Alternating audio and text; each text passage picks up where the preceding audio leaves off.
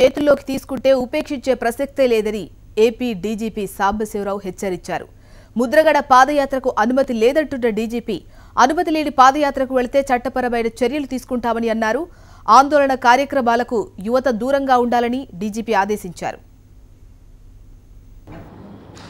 మేము అసలు ఒక పాదయాత్రికి ఆయన చేస్తాను అని అంటే ముద్రగడ గారు చేస్తాను అంటే ఎందుకు ఇవ్వలేదు అని అంటే కొన్ని కారణాలు ఉన్నాయి క్లియర్గా. అది మీడియా ద్వారా కూడా తెలియపరుద్దామని చెప్పి ఈ సమావేశాన్ని పిలిచాం.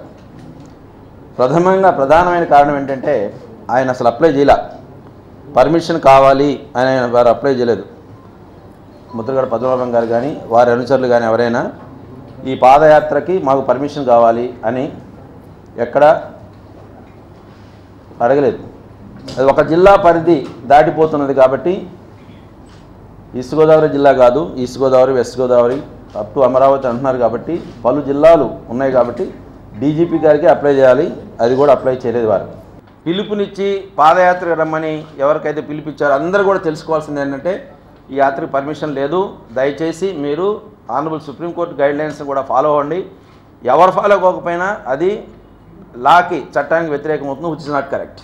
ఇండియన్ పోలీస్ యాక్ట్ ప్రకారం 144 సిఆర్పిసి ప్రకారం కొన్ని ప్రోబిటరీ ఆర్డర్స్ ప్రొమల్గేట్ చేసినప్పుడు అందరూ దాన్ని ఫాలో అవ్వాల్సిన బాధ్యత ఉంది.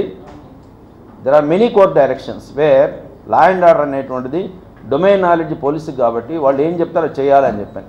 కాబట్టి వితండంగా మేము వ్యతిరేకంగా పోతాము అని ముందుకు వస్తే పర్యవసానాలు చట్ట ప్రకారం చాలా తీవ్రంగా ఉంటాయి. అందుకని అందరినీ కూడా రిక్వెస్ట్ చేస్తున్నాను not to follow the appeal given by the leaders regarding Padayatra and also lay siege programs tomorrow.